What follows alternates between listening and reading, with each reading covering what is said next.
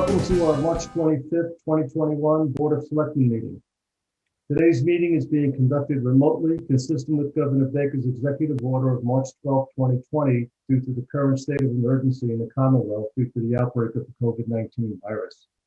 For this meeting, the Board of Selectmen is convening by Zoom, as posted on the town's website. Please note that this meeting is being recorded and that some attendees are participating by video conference. Please be aware that other folks may be able to see you, and take care not to screen share your computer. Anything that you broadcast may be captured by the recording. As a preliminary matter, I'm going to confirm that all members of the board are present and can hear me. I am Bob Springer, chair of the committee. Members, when I call your name, please respond in the affirmative. John Jeffries? Here. Robin Hunter? Here. Staff, when I call your name, please respond in the affirmative. Chris Dwelly? I'm here. Kate O'Brien? Present. Mona DeCilio? Present. Felicia Hoffman? Present. Anticipated speakers on the agenda, please respond in the affirmative. I am going to guess that Rob Andrews may be a speaker tonight. Rob Andrews? Yes. Okay. Thank you. So, starting citizens' comments. Hearing none, I'm going to move over to item number 1.1. So Norfolk County Sheriff Patrick McDermott would like to talk with us and discuss his activities, what's going on in the sheriff's office. Sheriff McDermott, it's up to you.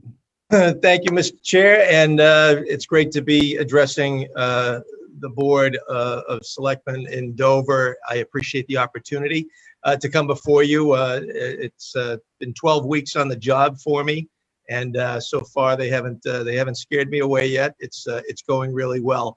I look, I love the conversation earlier, and I intermittently caught it. I'm not sure if it was at bike trails or walking trails. Was it biking? Both, yeah. Okay, yeah, because my experience is up in Dover. It's probably one of my favorite towns to bike during my training, my annual training for the Pan Mass Challenge. So I take an opportunity to go through a lot of those the smaller towns up in that part of the county, and so I appreciate the welcome I get from Dover when I'm pedaling through the various hills that I find around town. So I appreciate it. I look forward to getting out there now that the weather is in fantastic shape. So. But that being said, I appreciate the chance to come before you tonight to basically speak to you on how the Norfolk County Sheriff's Office can work hand in hand with the town of Dover to meet your specific public safety needs. Just to give a little bit of background of who I am, I'm a resident of the city of Quincy. I'm married to my wife, Tracy, and I have two teenage children, 18 and they're not children anymore, 18 and 16. I attended Boston College and became a city councilor in Quincy back in the 90s for 6 years. I attended law school at Suffolk Law School. I've served as an attorney for the last 20 years, 18 of which I served as the Register of Probate for Norfolk County, serving as the clerk magistrate of the Probate and Family Court in Canton. So I have been very much involved with the communities throughout Norfolk County over the course of my career. And I welcome this new opportunity to serve as sheriff, to bring a new perspective on public safety to the sheriff's office and to the town of Dover. My mission as your sheriff is to make sure that the sheriff's office serves as a public safety resource for Dover and all of the 28 communities that make up Norfolk County. As we know from this past year, it's been the time to reconsider what we mean by the term public safety, and we consistently see examples of it throughout our country.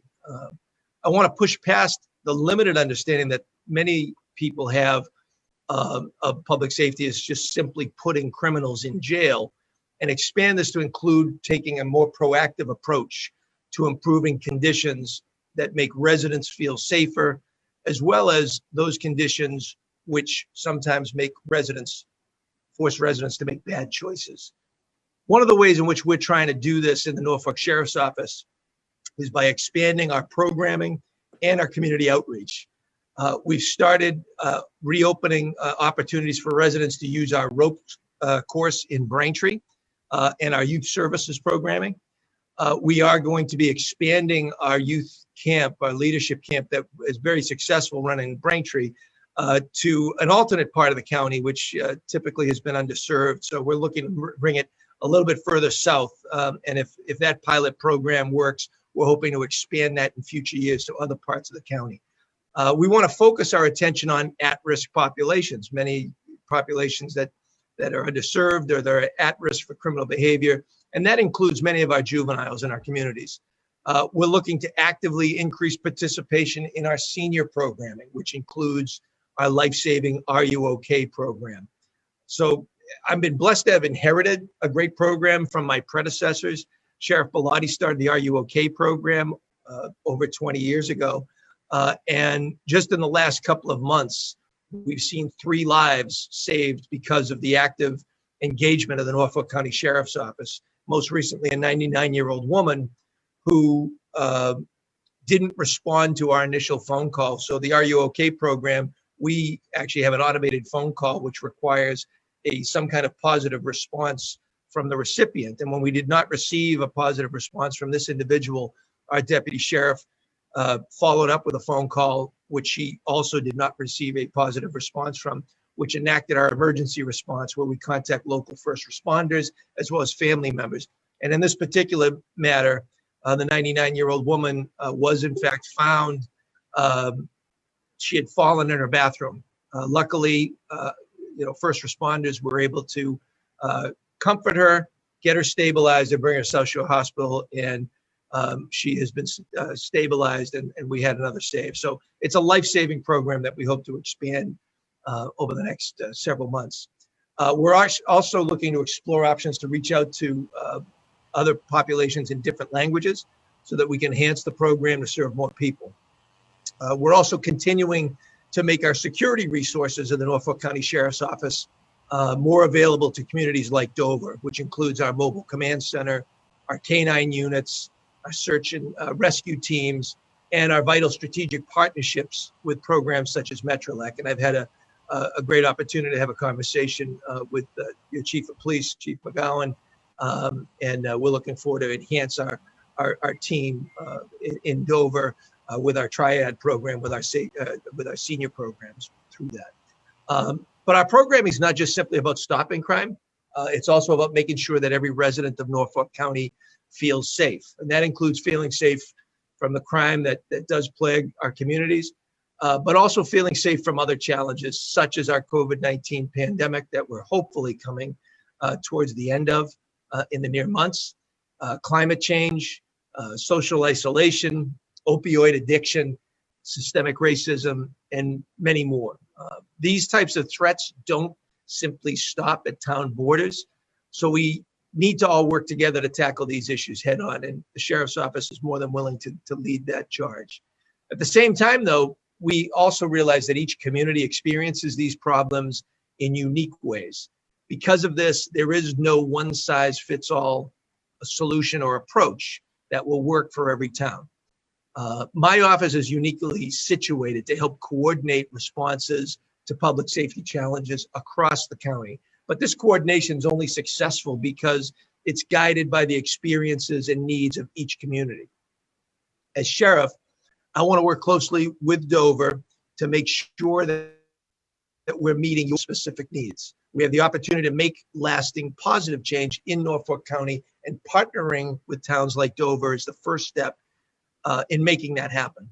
Through partnerships with the Dover Select Board, the local public safety agencies, our police and fire, human service agencies such as our veterans groups, our school districts, our councils on aging, we can work together to tailor a public safety plan that works best for Dover. So I want to thank you for the opportunity to introduce / reintroduce myself to you tonight. I look forward to working alongside you as your Norfolk County Sheriff to make sure that Dover and Norfolk County is a safe place for all of us. Thank you. And I'm happy to answer any questions or take any comments that you might have about your town that we might bring back to our agency. So thank you, Sheriff McDermott. I was just wondering, is the primary contact through Chief McGowan? The primary contact for us? Well, yeah, in Dover, yeah. In general, well, public safety direct, when it comes to that issue, there's a lot of issues we deal with transporting of prisoners as they await trial. So certainly that he's one of the many contacts. Certainly Dan Manning, who's on our call. Dan, you give a quick wave.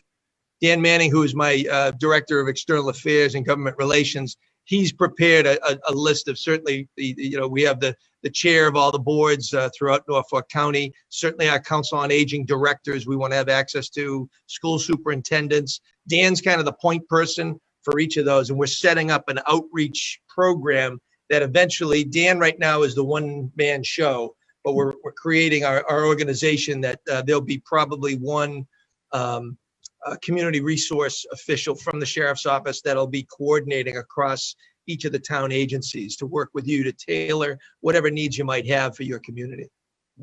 Thank you. John? Thank you, Bob, and welcome, Sheriff. It's nice to have you with us tonight. Just a quick question for me is how does somebody, is it through Dan or is it through your office that we would have, if a senior wanted to sign up for the program, the Are You OK program, how do they do that? Yeah, it's great. So I can plug out right now. Let me scroll down here. I know that they gave me the number. Best way is, the best way is always can go to the website. So norfolksheriff.com gives a lot of, all of the information of all the programming that we have. It's a little bit tough to find as we're revamping the website, but to sign up for the Are You OK program, which is our signature senior program, you'd contact Deputy Sheriff Cheryl Bambury directly. And that number is 1-866-900-7865. 1-866-900-7865. And that's a direct line in. Deputy Sheriff Bambury would put that senior on our list.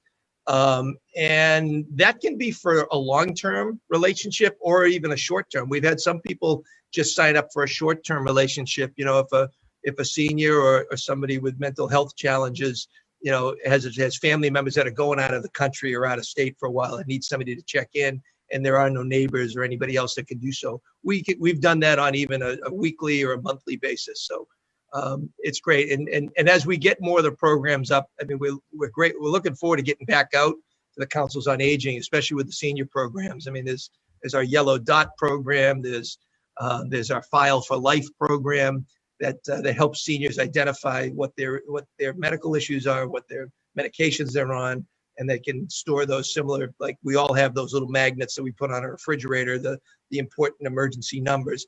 These programs alert first responders to immediately identify where they can go, that there's a file for life, either in a glove compartment of a car or it's located in the person's dwelling unit. So we're looking forward to get a lot of that information out over the next few months as things open up a little bit more, and hopefully we'll get some information at least on the senior programs through the Council on Aging newsletter. Great, thank you. Robin? I don't have anything. I didn't know anything about the office, so I really appreciate you coming in and telling us about the programs and what you do. I think I recall seeing your name on some signs as I was driving through town. So it's a pleasure to put a face to the name. Well, just to throw a little bit of a wrench in all of that too, is that technically my administration has taken over from the prior sheriff, who was the acting sheriff. Sheriff Bellotti left the office early, and so my immediate predecessor was Sheriff Jerry McDermott from the town of Westwood. So to really confuse everybody, we decided to play the name game.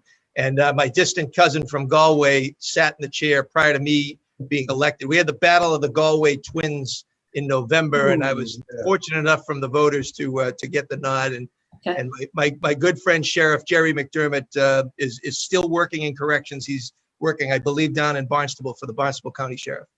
Okay. All right. Well, it sounds like you, Sheriff McDermott, it sounds like you have quite the job and a pretty broad mandate. So look forward to having you as part of the Dover team, even if it's a little bit remote, but that's okay. I noticed that people took down those numbers that you had given out.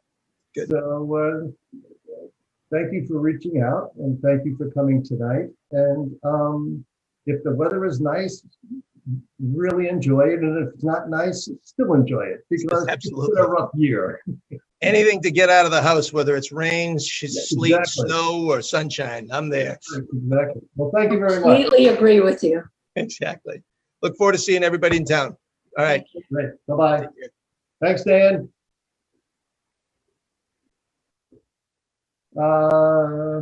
Yeah, that was that's a pretty broad mandate, yes? Across Norfolk County. I mean, I wasn't being polite. I didn't know anything about Just what the sheriff did before. You know? I really thought the only thing the sheriff did was in the prisons. Yeah, me too. Like they just transported people from the towns to the prison and they were responsible for the prisons. I didn't realize they did any of that. So Janet, did you know of the services?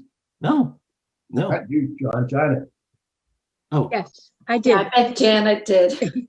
The programs, a lot of these programs, like you said, Sheriff Bellotti had offered and the previous Sheriff McDermott continued them. So, yeah, I'm glad he's going to keep moving forward with that, and we'll connect with him to see if we can get some more information out to people who aren't aware of them. does anybody, Janet? Vaccinations, that sort of thing, helping people get to the vaccination site, particularly or bring it here if they need that kind of service. I'm sorry, Bob, I only heard part of your question. Could you ask that again? About people who can't leave the house to get vaccinations. Is he a possible provider? Maybe, but I can say that I think we have so many other sources to go to first. I don't know if we have to go back to him. I mean, our local fire department's been offering to help, and we have transportation services that we can use through the Council on Aging. And there's a lot of neighbors that are helping neighbors here in Dover. So You're good to go. yes. All right, that's good. I'm going to move on to 1.2. Town meeting forum discussion. Presenter is Mr. Dwelly.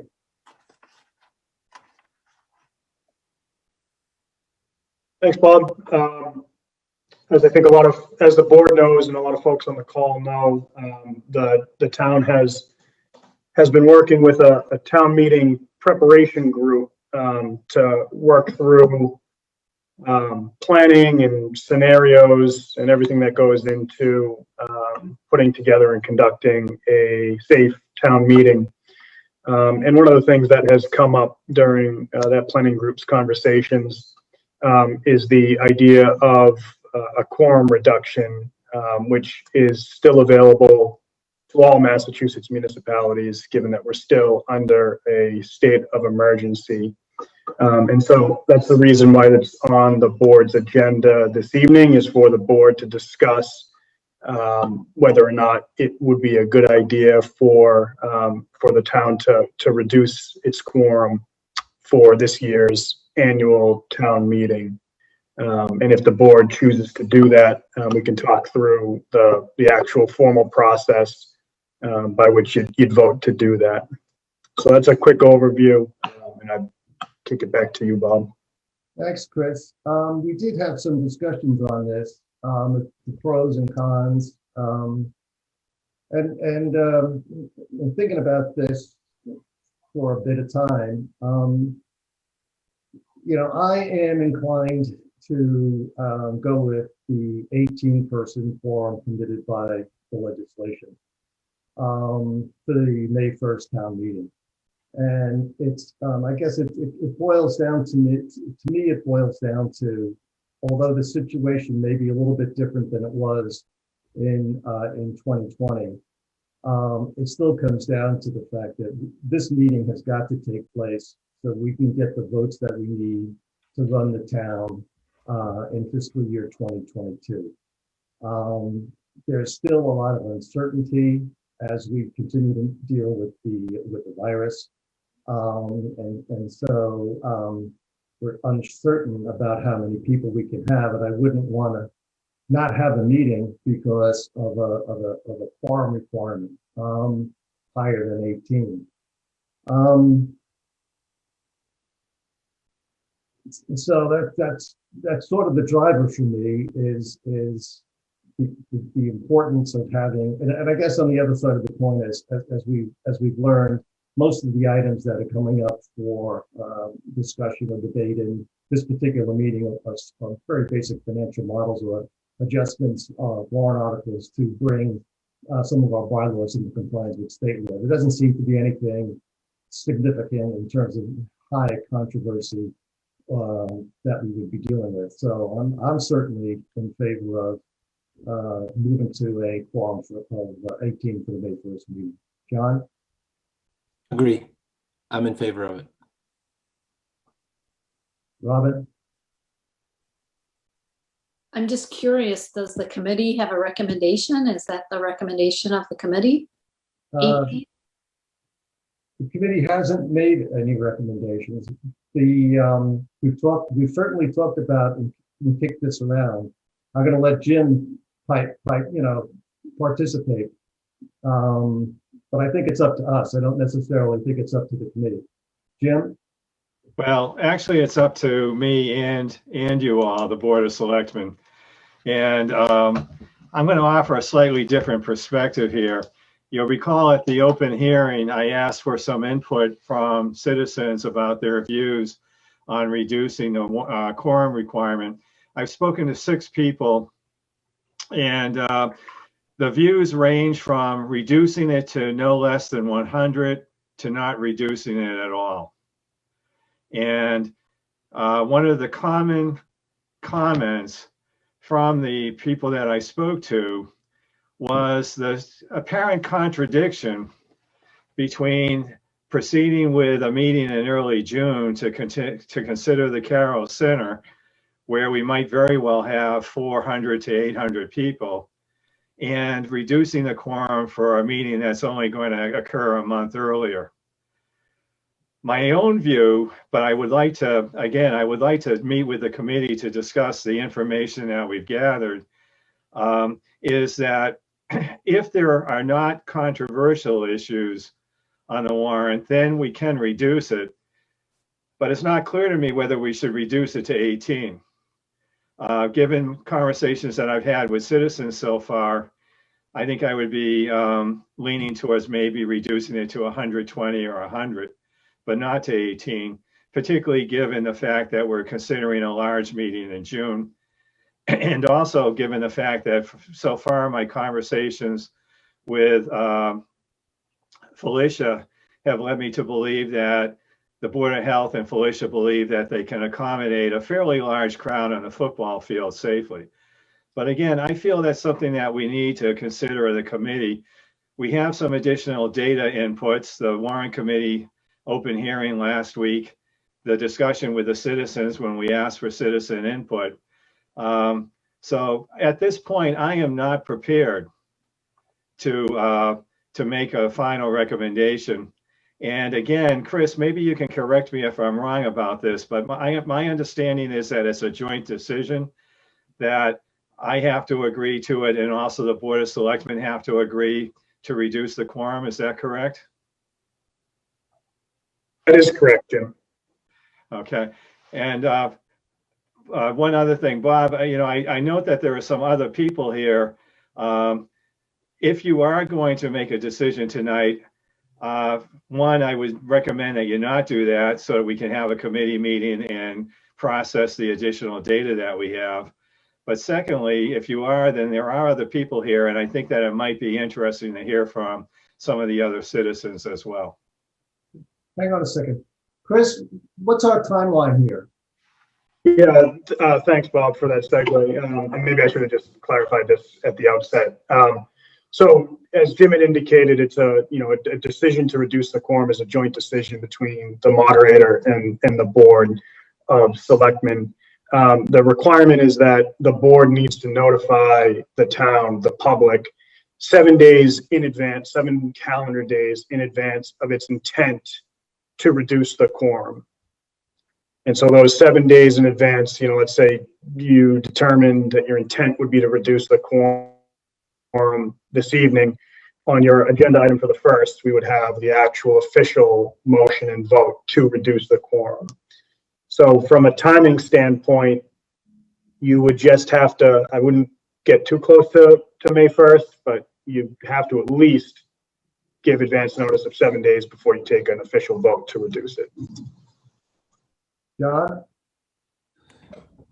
Just want to make sure, Jim, that I've got the three things that you just outlined in the right order, or if order is the wrong word, however you would like to categorize it.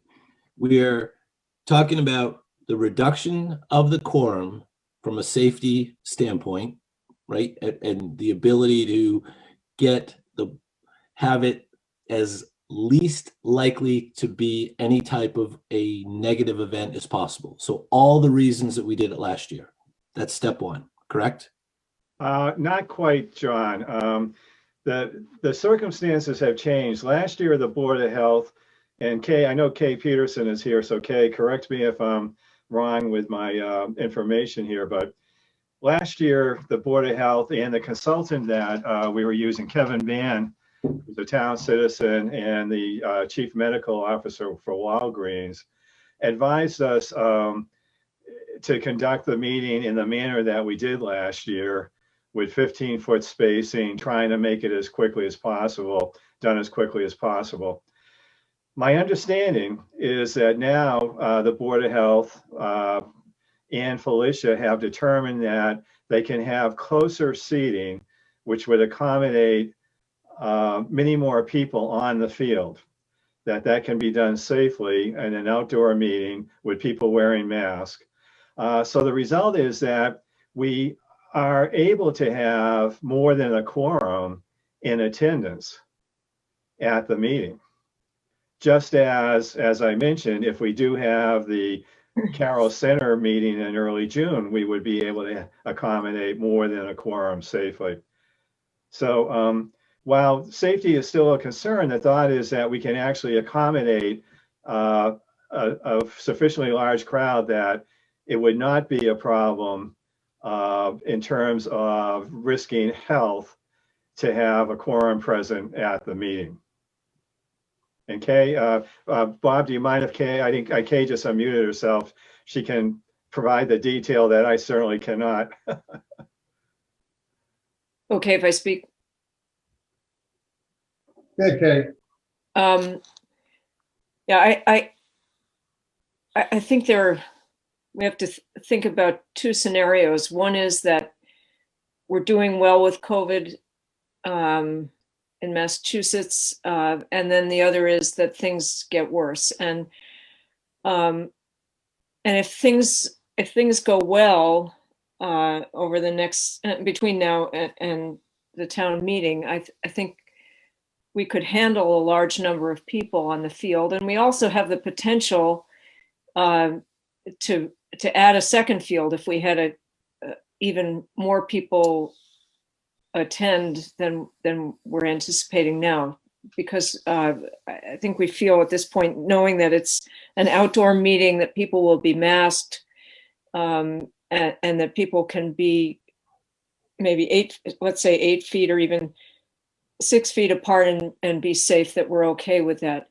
My concern is, and I may be remembering wrong, Jim, but I think we talked somewhat about this at our last group meeting, that if things get worse in the state, if we start to have another surge, which I don't think is out of the realm of possibility given the rise in numbers recently, if we have a reduced quorum requirement, then we could still have a town meeting, even if we felt it was unsafe to have a lot of people present. I don't know how we would actually handle the communication about that and the logistics, but if we don't reduce the quorum and there is a surge, then we could be sort of outmaneuvered by COVID in terms of being able to have a meeting that was safe and allowed us to pass the basic items we need to pass.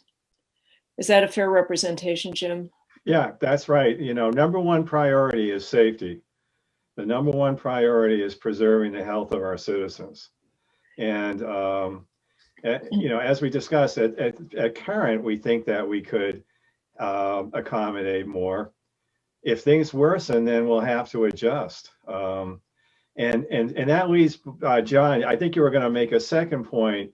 Let me just steal a little bit of time from you. My second point is that if we do reduce the quorum, then we shouldn't be considering items on the warrant that are controversial.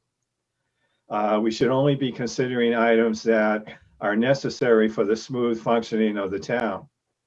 And one of the data points that I want to gather from this meeting and also from the committee meeting when we convene again is the extent to which there's controversy surrounding the zoning bylaw amendment and the stabilization fund, both of which generated some angst at the open hearing. And also I've heard from some people, you can guess who, who have expressed concerns about some of those articles.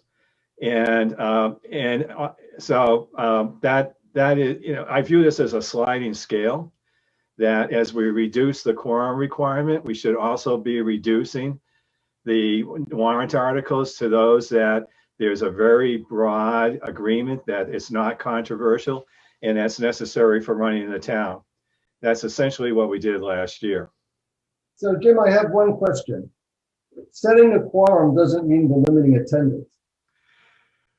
Well, I'll defer to Kay on this, but my understanding from talking to Felicia recently is that there's going to have to be a determination of the number of people that we can accommodate safely. And that there's going to have to be preparation, seating, for example, and mechanisms in place for people to get from the parking lot to their seats safely, that will be hard to change very quickly. So the problem that we run into is that if we expect, for example, if we have a safe, what we view as safe accommodations for 200 people and 400 people show up, then there's a potential public nuisance. And I would be looking to the Board of Health as to whether I should recess the meeting because we have a public health hazard where we have more people in attendance than we have the accommodations for them to participate safely. And that's one of the other things that I think we need to discuss at the committee, exactly what kind of flexibility we would have there. And what is the chain of command going to be? I believe, Kay, that it's usually the Board of Health that makes a declaration about a public nuisance. I'm not sure. Yeah, I think that's something we'll need. Yes, Jim, that's correct. I'm sorry, Chris? Jerry. Chair. Yes, that is correct, Jim. Okay, thank you. So, we're going to have to set up a communication chain that if we are running over the number of people, who's going to call the shot, how will it then be communicated, and what will the response be in terms of allowing people to egress safely? This is complicated. And how we doing? I'm sorry? I'm going to ask Felicia how we're doing with preparation.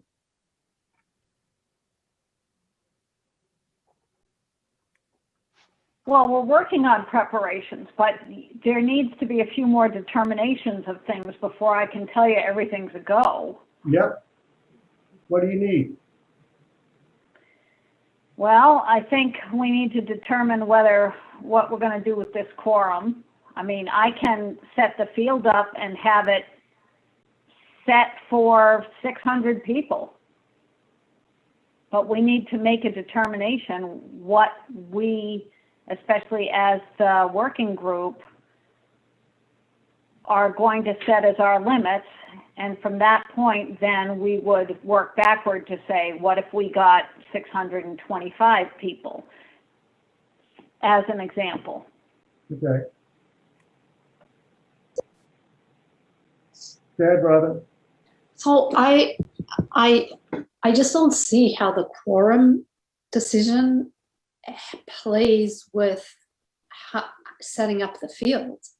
I mean, the issue here is we have a warrant article that I've received a number of calls on, a warrant that everybody says, oh, this is great. This is business as usual. Why should I bother coming to the meeting?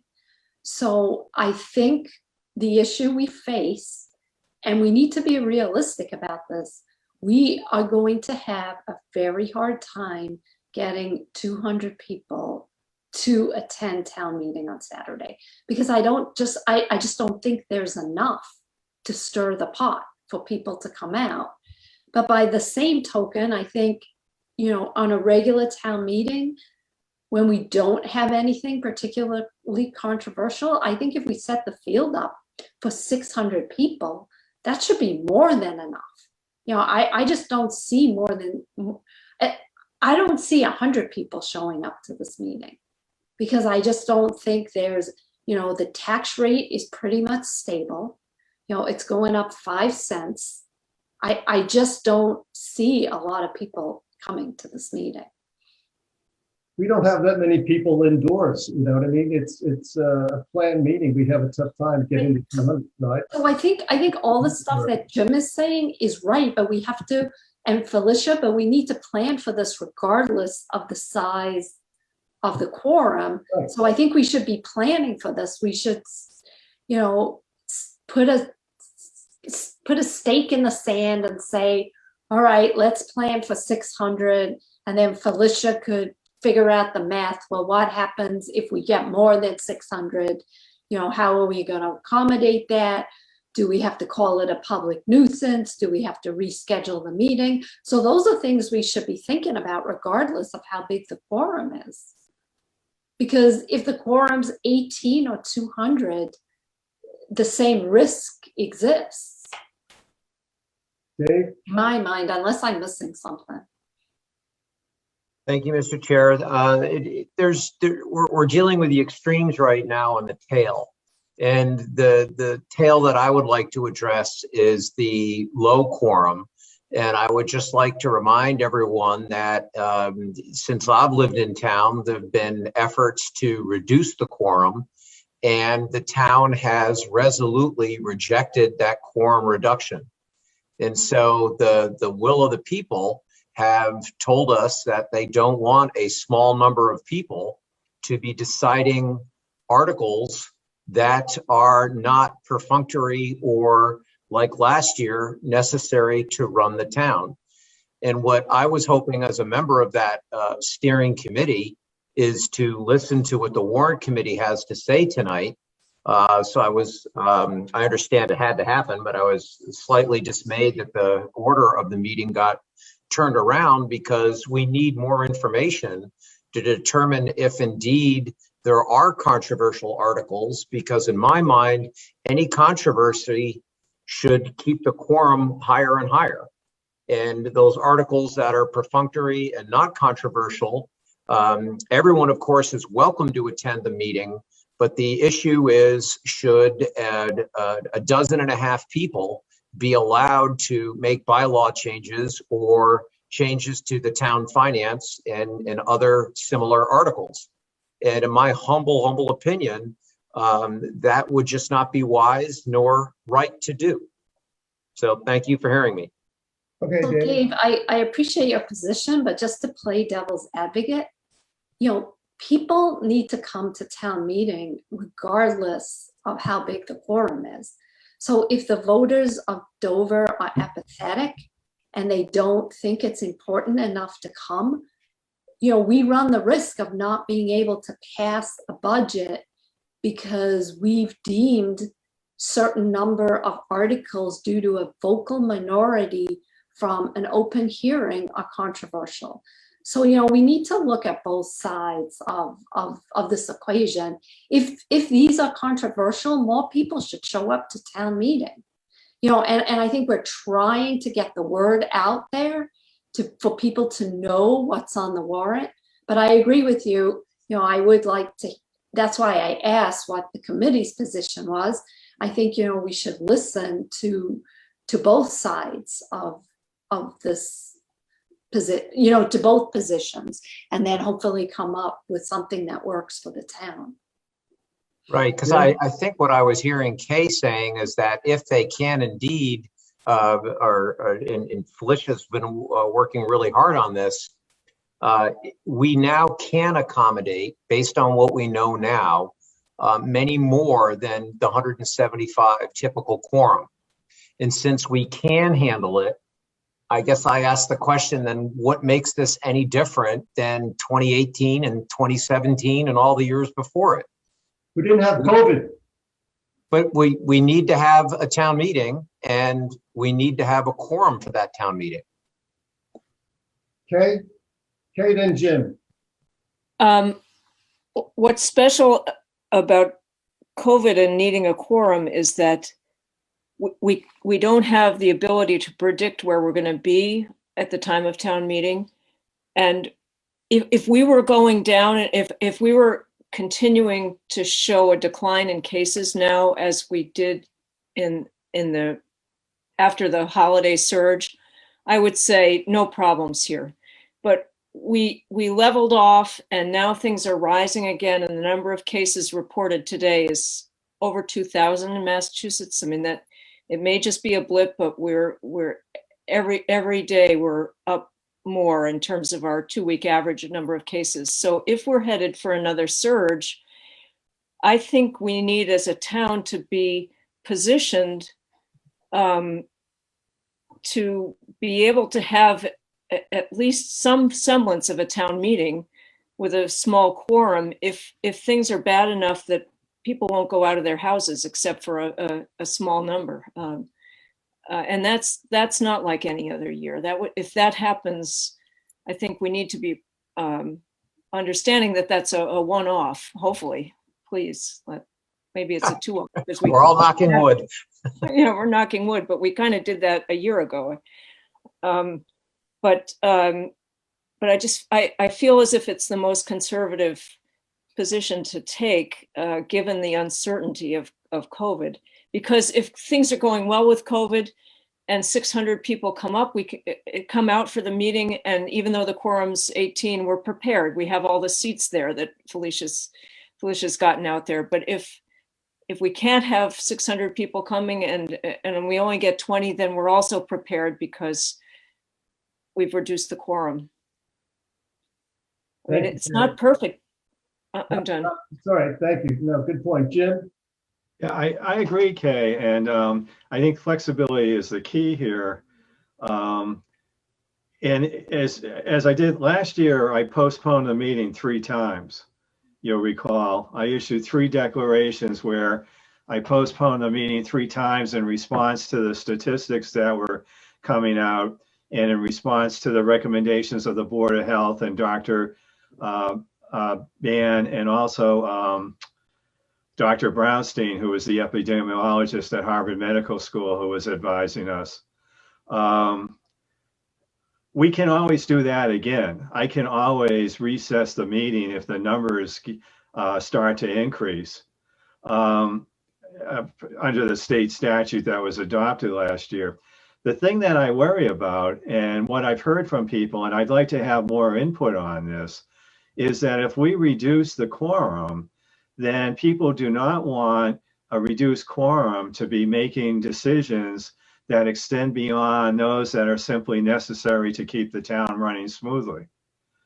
And I think that's the hard question that you all have to grapple with, you all meaning the Board of Selectmen.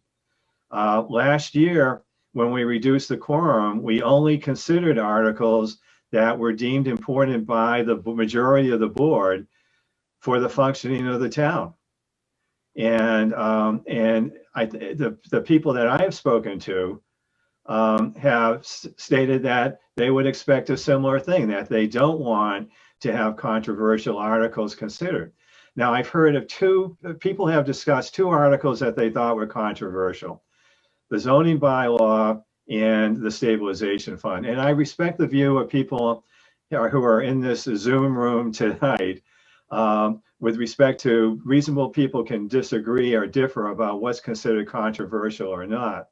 But I would strongly encourage you, if we decide to go the route of the reduced quorum, that we reduce the warrant articles to those that are considered essential.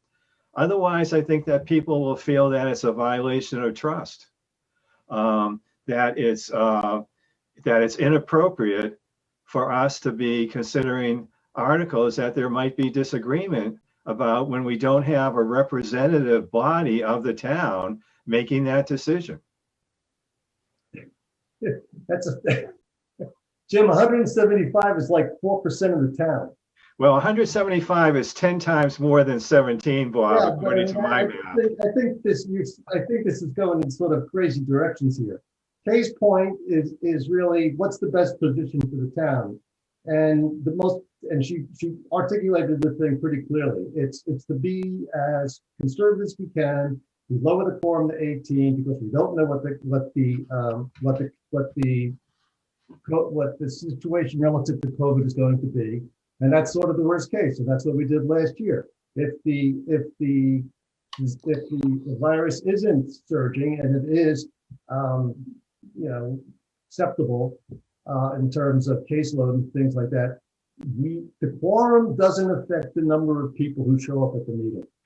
But we as the Board of Select, I'm saying we as the Board of Selectmen have to make sure we have that meeting. Well, Bob, you're talking in circles here. No. Let's be frank here. There are two separate issues here. The first issue is reducing the quorum so that the town can operate smoothly. The second issue, right? The second issue is, what are the articles that are necessary for the town to operate smoothly? And because, as we discussed last year, and as 2/3 of the board decided last year, we did not feel comfortable considering articles that were controversial when we were telling people that we had reduced the quorum for safety reasons. And I don't see anything that has changed that would lead us to a different conclusion about allowing a reduced quorum of 17 people or 18 people. It's technically 18 because 1/10 of 175 is 17 and a half, and we have to round up to 18. I don't see anything that has changed that would lead us to the conclusion that we feel comfortable, or at least I certainly don't, in having articles considered by 18 people that are not essential to the town. And if we reduce it to 18, it might very well be that a lot of people will decide not to come because they know that we'll be able to adopt articles that are necessary for functioning, and they don't have to run any risk at all of contracting COVID by avoiding the meeting. Okay. So we have a limit of time that we need to adhere to, right? According to Chris, there's a certain amount of well, maybe it's not as tight as we thought, but Chris would like us to make a decision by the 1st, so that he has time to make the announcements, et cetera, et cetera. And again, I keep coming back to the issue from a town point of view. We would declare the 18 simply because we don't know what the conditions on the ground are going to be in May, and we want to be in a position to have the meeting. And that's the safest thing for the town. Now, the issue about articles, at some point in time, as we defer articles that are important to the town, we have limits to how long we can do this thing. And I don't know if right now we're working under what kind of legislation what the legislation allows us to do in terms of the town meeting, in terms of quorum and issues to be considered. I mean, it was a little bit different last year. We got caught up at the court order. But I mean, my understanding is we're allowed to have a town meeting. We are, but again, Bob, the question is, what should we be considering at town meeting where we have reduced the quorum? That's the hard question. Yeah. And you know that, right? Chris, how much flexibility do we have on the articles at the town meeting? well, I don't think I have a lot. I mean, last year, I asked for a vote of the Board of Selectmen, which you all accommodated me, and you voted to reduce the articles that would be considered to those that you deemed to be necessary. Because technically, my understanding is, and we should consult with Nina about this town council again, my understanding is that it's the Board of Selectmen who direct the composition of the warrant. And I believe based on that it's therefore the Board of Selectmen decision as to what would be considered. Now, you recall that last year, as a result of your vote, I then instructed the town in my final declaration that I would consider out of order any articles that were brought up that you had deemed not to be essential. And I felt that I was able to do that because of the vote that you had taken, determining what you thought would be essential for the town. And I think that, I think that it would be precipitous to make a decision tonight. I think we need to gather more information and have another committee meeting. But I think what we all have to consider is really, to what extent do we feel comfortable preempting the vote of 160 citizens by reducing our quorum from 175 to 18. I feel comfortable doing it with articles that are essential to town operation. I am very worried about doing it for articles that are not so. Okay, I have two other thoughts, and they're not going to make it clear what should be done. But one is that I do wonder, given how many people in town are vaccinated, particularly in the 64 to 80, 85-year-old bracket, whether there might be a lot of people who would feel comfortable coming even if we are in a surge. And if we reduce the quorum, whether we might still get enough people for it to be the equivalent of a normal quorum, if you will. Maybe we would get 150 or 200 people. I don't know. But when I looked a week ago, it was, I can't remember what I said, around 70% of people in the 65 to 75 bracket were vaccinated already. And 95% of people above the age of 75 had been vaccinated in this town, at least having one dose. What? they each had one shot. That was one, that the people with 1 and 2 shots were combined in that data. Yes, that's right. But that was a week ago. So by now, a lot of those people who had only had 1 have had 2. So it's. I actually, if I may, because Bob and I shared this information, I went and looked at the Massachusetts site for this. And for the town of Dover, for the citizens who are 75 plus years, 69% have been vaccinated. 65 to 74, it's 19%. 50 to 64 is 13%. And 30 to 49 is 16%. That's fully vaccinated. I'm sorry? Is that fully vaccinated? Fully vaccinated individuals per capita in town, and those are the percentages. But over 65, it's much more than that. I'm just reading the detail report. Yeah. So I looked at both. There was one set of data that talked about people who had received at least 1 or 2, and that was very high. It's like 90%. And then there's in that chart, there's a thing that shows fully vaccinated, and that's a lower percent. That's a lower percent. By 2 weeks from that date, they'll all be vaccinated. Yeah, right. But the point is that I don't know what effect that will have on people's willingness to attend town meeting, and it could promote attendance, Yes. even if the quorum is reduced. Yeah, I don't see the link between the quorum and attendance, personally. I'm going to have to wrap this up, right? So it certainly seems to be the sense of the board is to lower the quorum. We'll have a town meeting prep meeting this week, maybe, Chris? Yeah, so, yeah, Bob, may I propose that if the board's interested, that you indicate to me that your intent is to reduce the quorum at your next meeting on April 1st. That allows participants to hear from the warrant committee this evening about any potential contentious articles. And that also provides us with next week to be able to have a conversation with the group. And then if there's agreement, then the meeting is set up for the April 1st for the reduction of the quorum. If not, then the board, if still interested, could indicate their intent to reduce the quorum again on April 1st.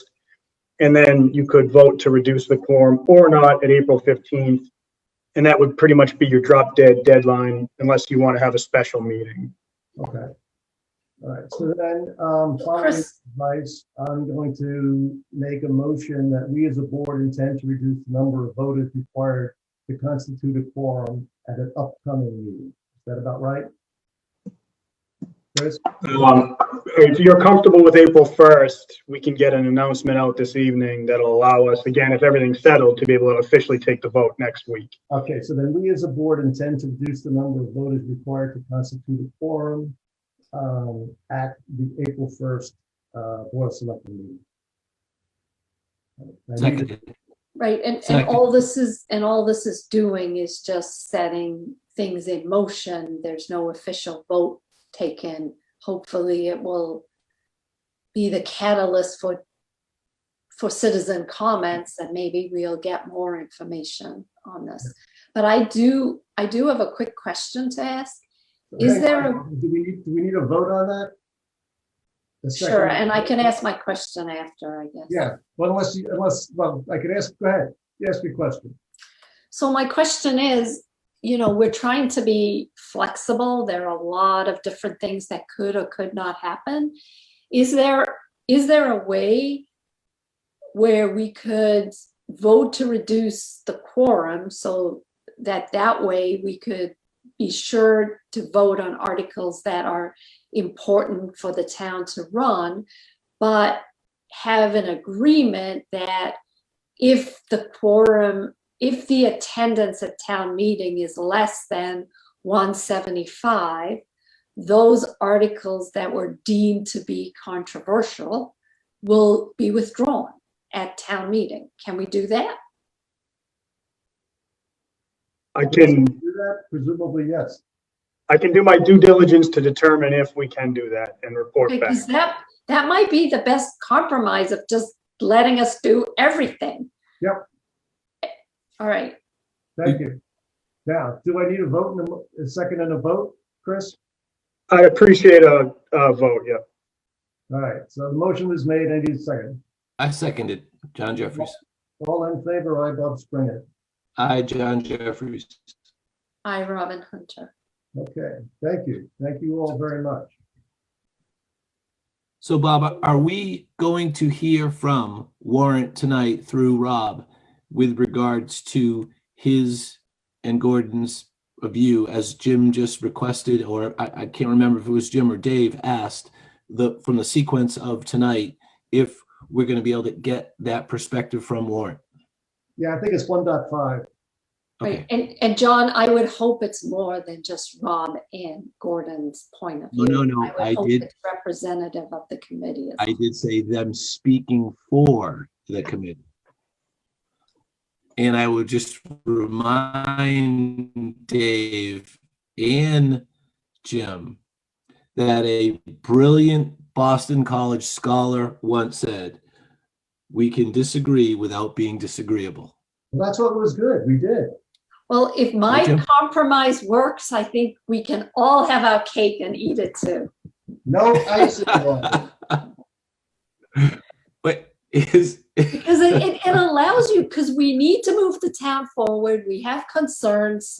We don't know what COVID numbers are going to be. We don't know how comfortable people are going to be attending town meeting, even if they are fully vaccinated.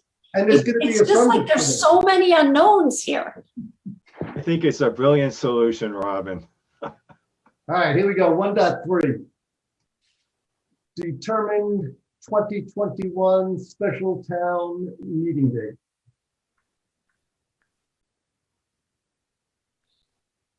I think this one is me again, Bob.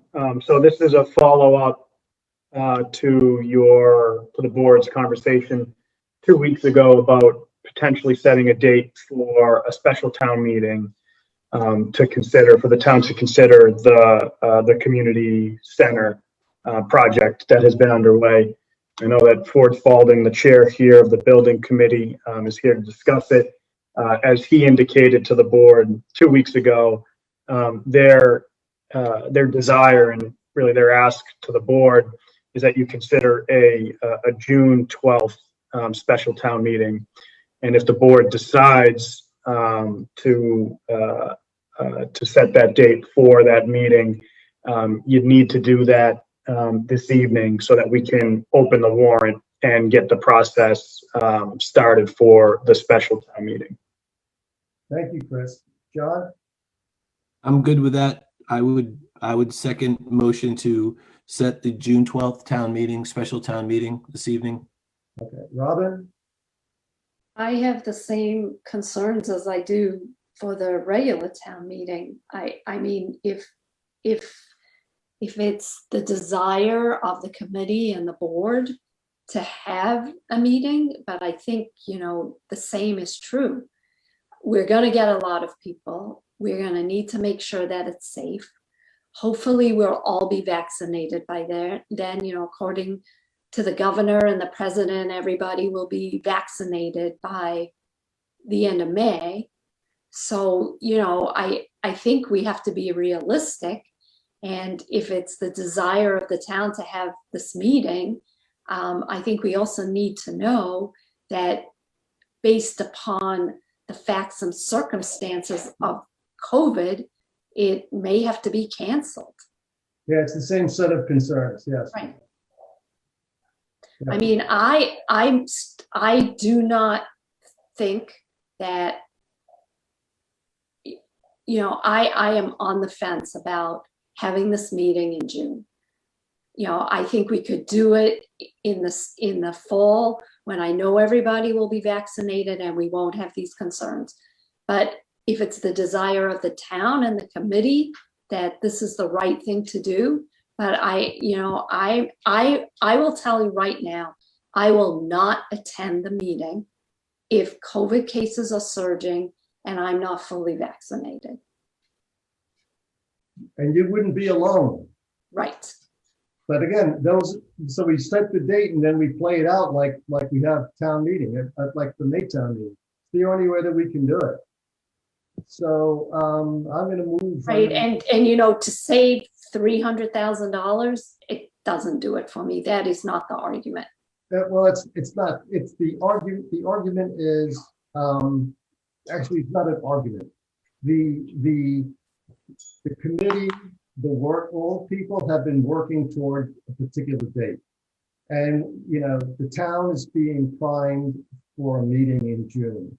There's a whole series of communications that are linked to try to get the vote out, try to get people excited, and try to get this thing done. There is no advantage to deferring the meeting unless there are serious COVID concerns. So and then we would do it, and as a matter of course we would change the date. But if we're playing, just like we said about the May 1st meeting, we're going to plan for the meeting and we're going to adjust as we go along. So likewise, I think that line of reasoning applies here. We're going to plan for the meeting and we're going to adjust if need be as we go through time. So yeah, because I will not attend the meeting if those are the circumstances. So understood. So I'm going to make a motion. I move to call a special town meeting on. Dave Havlin wanted to say something. Say what? Dave? Thank you. I just was curious. I've heard this $300,000 number. Can you give like a very quick synopsis on what the estimates are based on why the cost would be more to wait from June to September? Ford? Currently, there are serious inflationary costs with building related to steel and other types of products. And the estimate by our architect and by our owner's project manager, it's about a $200,000 to $400,000 decision. We have put a not to exceed budget. It's been totally budget driven of $13 million. People say, what's it going to cost? I say $13 million. That includes everything, which includes construction as well as soft costs. If we had $400,000, $200,000 less, we just reduce the building. You know, that's all it is. We're just reducing programs in the building. And that's the decision. My suggestion, and it follows right in line with a previous discussion, I agree with Jim Rapetti. The number one priority is the safety of the population in Dover due to COVID. But I also say you start the process. It doesn't cost anything to start the process. You can always stop it if you have to. So the important thing about this vote tonight is for Chris Dwelly and the town to start the process to go to June 12th. And we will continue working towards June 12th. If on June 11, it's determined that we can't have the town meeting, then the selectmen and Jim Rapetti cancel it. And we'll postpone it to the fall or the following winter. Doesn't make that much difference to me. My suggestion is you at least start the process. That doesn't harm anybody, doesn't cost anything, and see how it looks as you get nearer to the time. Okay, thank you. So I'm going to go again. I move to call a special town meeting on June 12, 2021 for the purpose of voting on a community center building project and to set the opening and closing dates for the warrant. I think the dates are wrong in the motion. Oh no, as March 25th, 2021 and April 16th, 2021 respectively. Forgot where I was. I need a second. Seconded, John Jeffries. All in favor? Aye, Bob Sprant. Aye, John Jeffries. Hi, Robin Hunter. Okay. Thank you. Item 1.4. Chris, you have a busy night. Discuss ballot questions, if any, for the 2021 town election. This is an easy one because there are no ballot questions for the 2021 annual town meeting. Should we make a couple of votes just in case? Item 1.5, warrant committee recommendations on annual town meeting warrant articles. It says me, but I'm assuming it's going to be Rob. The warrant committee will be presenting its recommendations on the annual town meeting warrant articles. Rob. Yeah, Rob, this is Gordon. I'm here as well. Oh, hi, Gordon. How are you? I'm doing very well, thanks. How are you? But Rob's going to carry the issue up, right? That's right. Rob and I have discussed what we're going to discuss, and he's ready to speak. And I'll be here for any questions or any clarifications. Oh, great. Thank you. Yeah, he'll correct me because I took notes on my hike, which were, on my hike. So, so the warrant committee met last night to go over articles, and I would like to agree with Robin that I'm not speaking just as myself, but as a representative of the entire warrant committee. So it is definitely not just Gordon in my opinion. We went through a big chunk of the warrant, articles 3, 6, 7, 8, 15, 16, 17, 18, 19, 20, 21, 23, 24, without any controversy or actually discussion. To be honest, there wasn't really controversy on anything. Article 22, we have some clarifying questions that I will be getting from Chris, but I don't believe that will cause about service animals and how that relates. So Chris, I'm going to follow up with you tomorrow. Articles 4 and 5, the capital and operating budget, we are waiting on kind of your discussion points on some of the new budget lines that we weren't in the operating budget that we got, but from what we understand is going to be given to us. We're feeling good about the operating budget and the capital expenses this year. We're just waiting for Chris gave us the information this morning on 2, 9, 11, 12, 13, and 14. So I suspect that once we see the numbers associated with those articles, that those will pass fine. So that leaves us with 10, which is the stabilization fund, and 25, which is free, which is the free cash to stabilize the tax rate. And we didn't have any discussion on Article 10, so because I think the number that you guys put forth is really where the discussion for us is. I don't think the concept is controversial. I think it's really just what the Board of Selectmen would like to do with it this year. That might cause discussion, but I think we're probably all on a similar page on that as well. For the stabilizing the tax rate, Gordon, did you want to talk, or do you want me to give what we're kind of thinking, and then you can just chime in? I'll take that as I'm going to. Oh no, there you go. Sorry, I apologize. I'm in my car. So can you all hear me all right? Yes. So I can't speak for the actual opinions of the Warrant Committee, but the gist of what I understand is they don't have a problem with the concept of stabilization funds.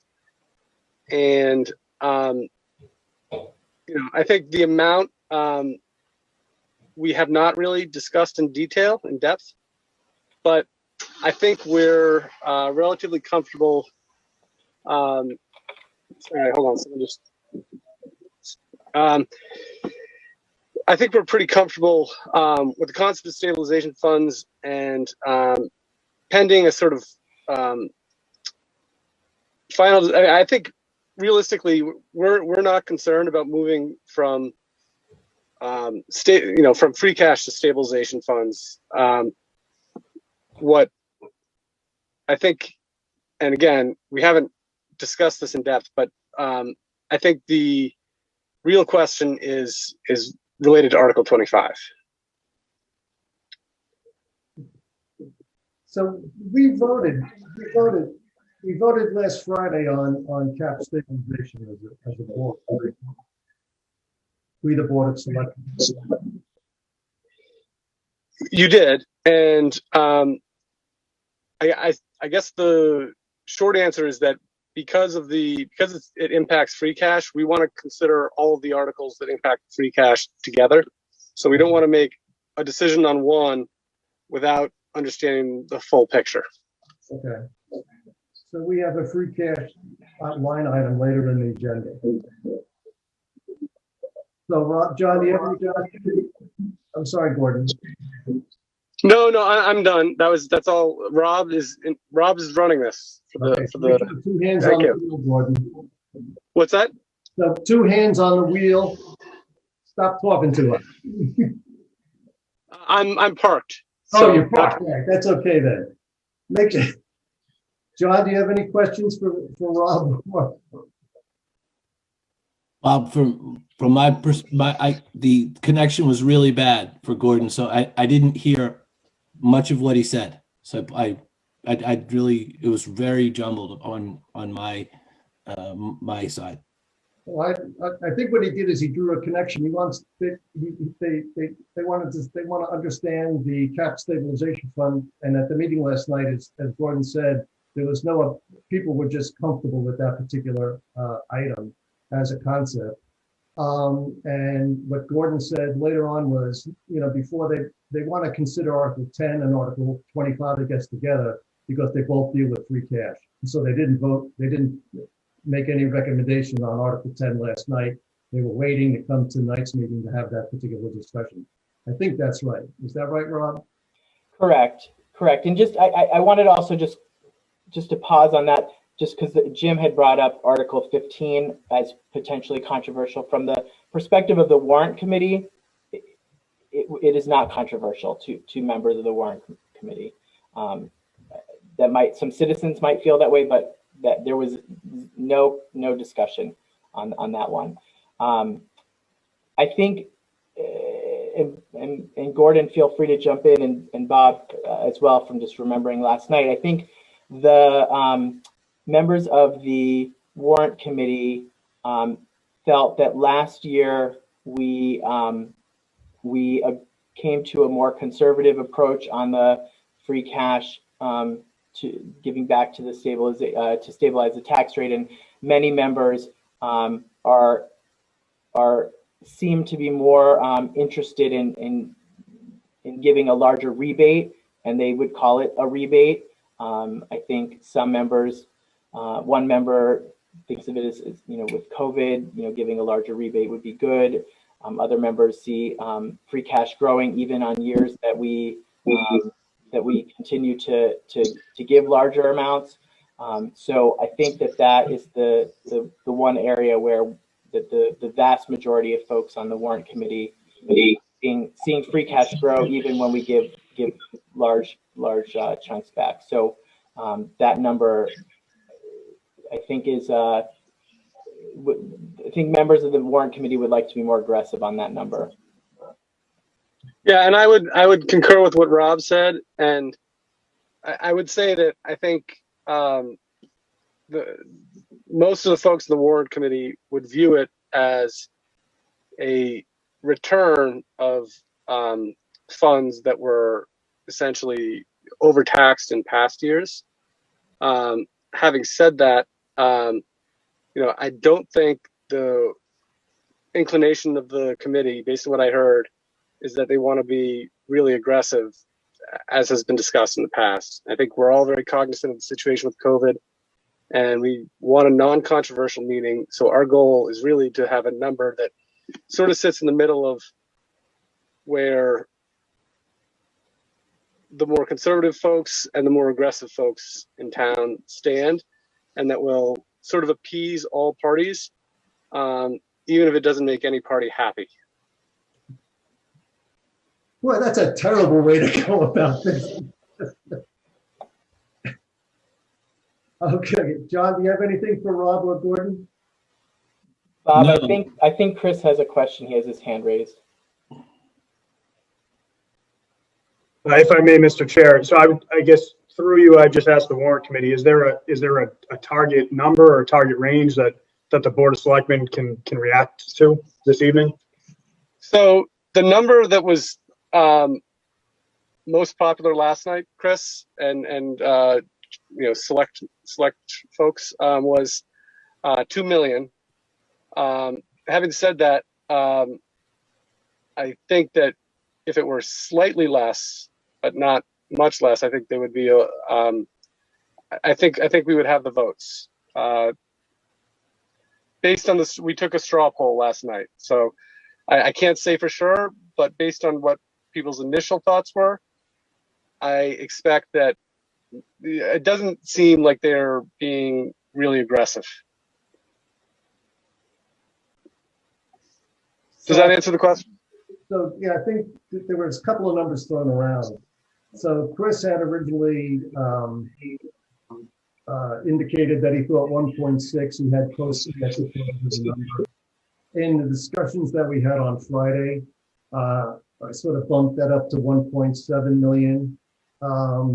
And that was combined with a couple of other things that we were doing around cap stabilization. So, and so if you're talking about something like 1.9 as the tax stabilization amounts, I would be comfortable with that. I don't know about John and Robin, but I'll ask. John? Bob, I've never had anything in my life that has ever been controversial, in my opinion. You should have said that to Sheriff McDermott. That would have liked that. I just think that from what Rob and Gordon have reported and what we discussed on Friday, it seems like we're essentially at the same number as you just described. So that's a very manageable position to be in. So I would feel very comfortable with that. Robin? No, it's certainly a compromise. I mean, I just feel as though once again, we're not thinking long term. We're really focused on the short term. And, again, as long as citizens of Dover understand this is a rebate. And, whatever their tax bill goes down by, it's not guaranteed that that's going to happen next year, because the budget is the budget and you don't permanently reduce the budget by the rebate. So just to try and explain this, if your operating budget is $40 million, just to make it easy, and you're going to give back $2 million, that means you're only funding a $38 million budget. If next year we don't have the $2 million to offset that operating cost, that means your taxes are based upon $40 million plus whatever the inflation factor is. Mm-hmm. And, I understand that and I'm comfortable with that, but I just want to make sure that everybody understands that. Robin, We're we gonna have to had- do it on that. So, if and keep in mind that 1 million is circuit breaker and we always give that back. But, there's going to come a time where circuit breaker isn't, and, I don't know when that time is. None of us know. No. And that's why just gradually planning for the future is, but, again, I realize we have to take baby steps. I think it's a really good thing for the town to have a stabilization fund. So if the baby step is to fund it with less, then I'm fully supportive of that. It's just very disappointing. My term. Go ahead, Rob. Go ahead. Thanks. No, Robin, I don't. I think there's two separate conversations. I don't necessarily think that members of the warrant committee would be opposed to putting more free cash into the stabilization fund than your voted on the number from last time. It's separate from the number of the giving back to the free cash. Just allocating what's in reserves with it requires 2/3 vote instead of 50% vote. So that's to us, that's two different conversations. Well, Yeah, and I would. Oh, sorry, Bob. May I speak? yeah, go.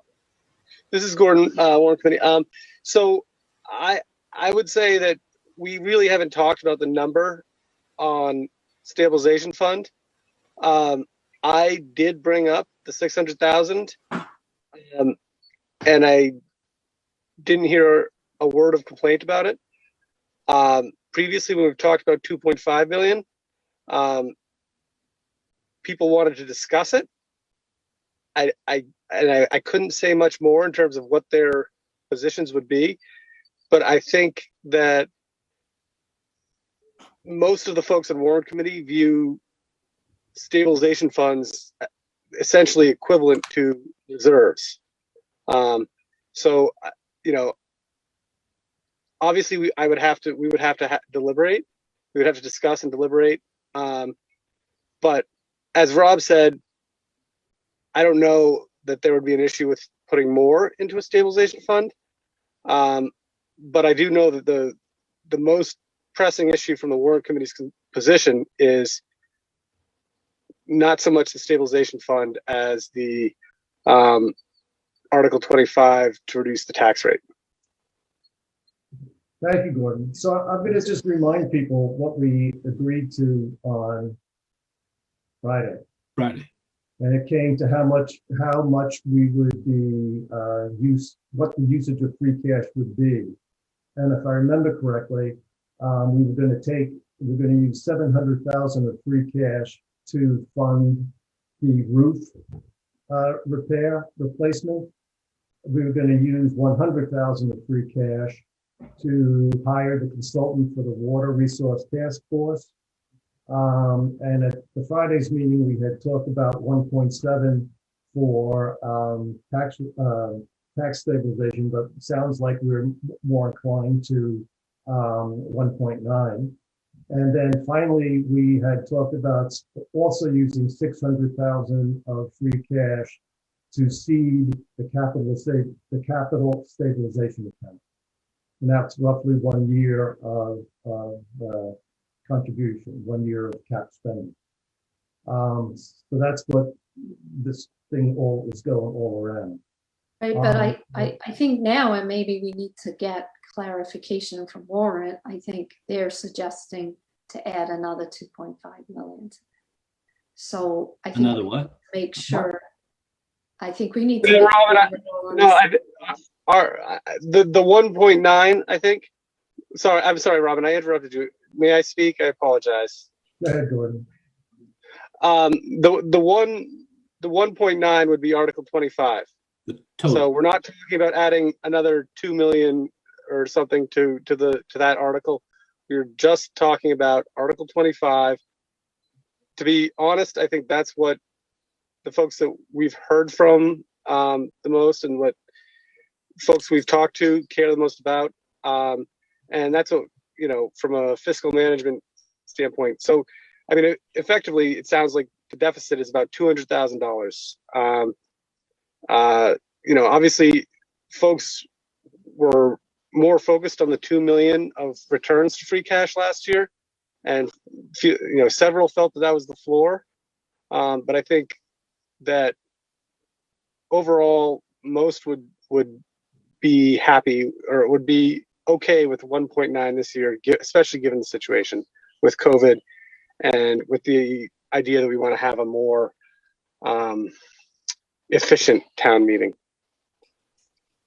in the interest of public health and safety. Is that clear, Robin? No. It's the total, Robin, the total is 1.9. We agreed on 1.7 on Friday. That's what both Rob and Gordon just said.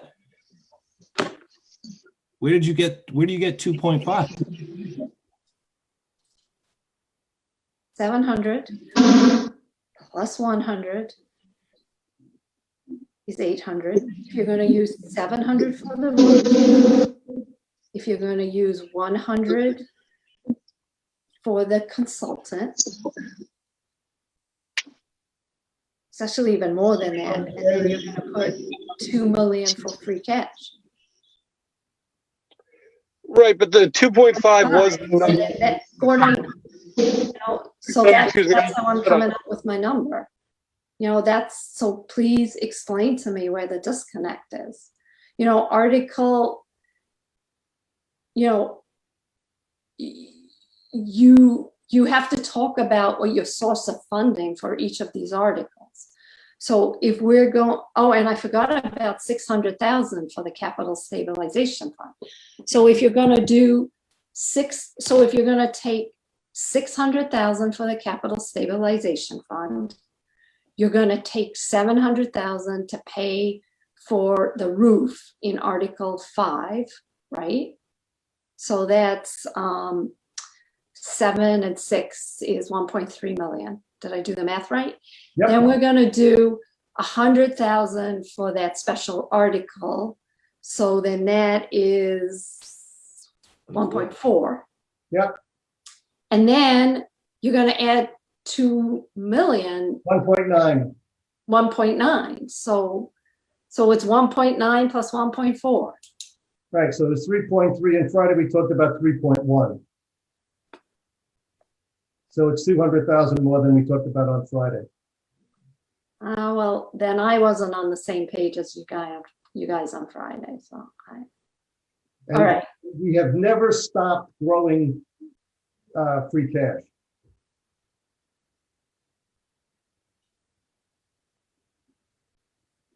So the numbers that we've used for free cash in the past have never dipped the free cash balance.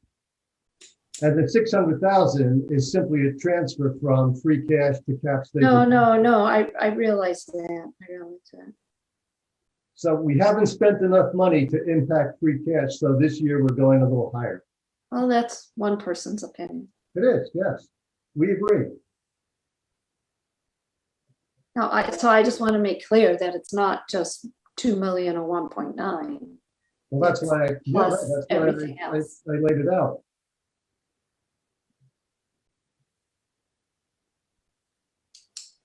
John, you had your hand? I had the same number you had, Bob. I on Friday had a total with the 600, the 700, the 100,000 at 3.1. If we Right.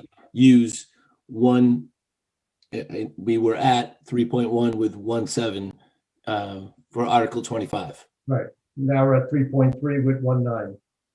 So yeah, which is essentially, Robin, in our 5-year projection that we gave last year, the year before, and the year before that, we were using 1.5 in our forward guidance for the past 3 years. We did not use Right, and my confusion here was that Warrant was suggesting 1.9, so I was assuming 1.9 or 200 was all they were suggesting, but there were other components that we've all pointed out and now all seem to agree right. are really going to be the use of free cash. So that means in total, we're going to be using 3.3 million of cash reserves, of which 600,000 is a transfer to a capital stabilization fund. Right. So oh, sorry, go ahead. That's because in the past, to the 1.5, there were also other uses of free cash. The reason why we've never been able to impact the cash reserve account is because the amount of spending outside of the tax stabilization has varied depending on how we allocated money.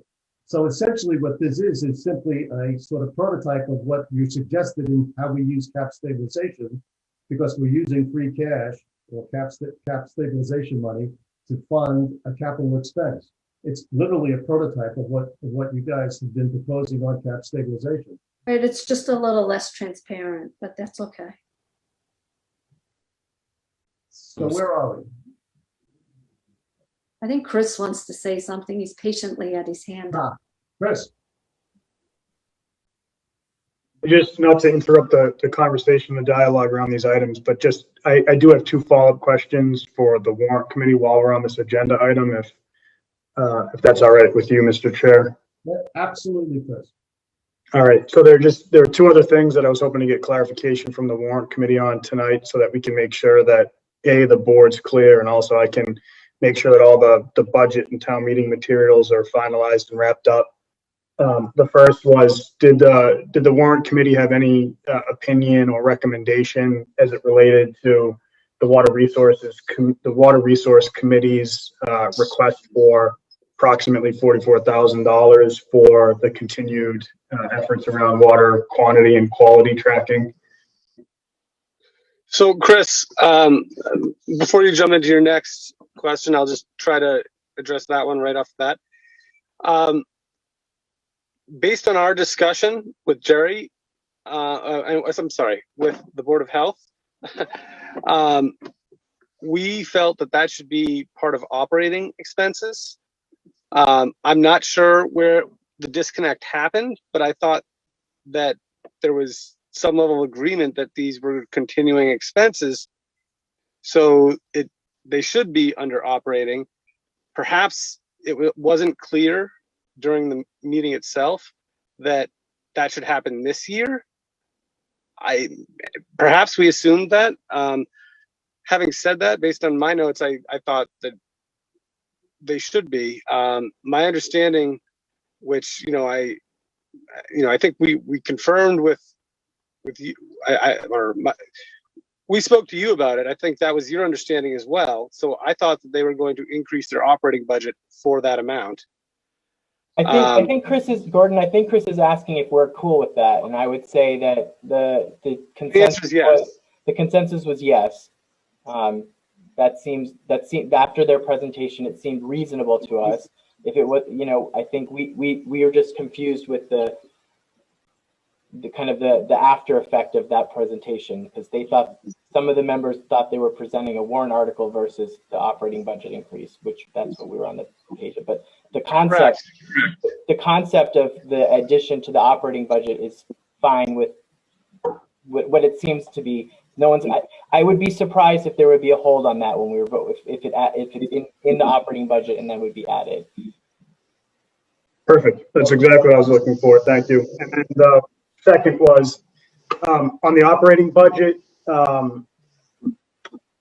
Is the warrant recommendation as presented, which included a part-time position for the Board of Health, which is currently what we're carrying in the operating budget? So that item would generate a hold. We were under the impression from some other folks that was going to be withdrawn. If it's not withdrawn, I believe there are members of warrant that will have some challenges with that. Yeah, I would agree with Rob's statement in there. And that's why we didn't, to be honest, that's the item why we didn't vote on the operating budget, because we were waiting to see if that was withdrawn or not. And if it is, then I don't think there will be any controversy with the operating budget. And the other issue is the questions that Jerry's raised, which I think need to be careful about, given our position. We're just an appointed group to review the warrant articles. We are not, actually, it's not our warrant, if you will. So, I realize I'm punting on this, but I am. All right. Well, I appreciate the clarification. Thank you. Okay.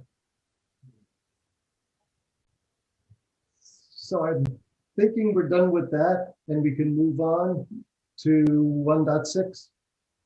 Bob, before you go, I really apologize. I need to go help with my kid. We're way past the allotted agenda time, so I have to go and deal with my family. So I'll watch the rest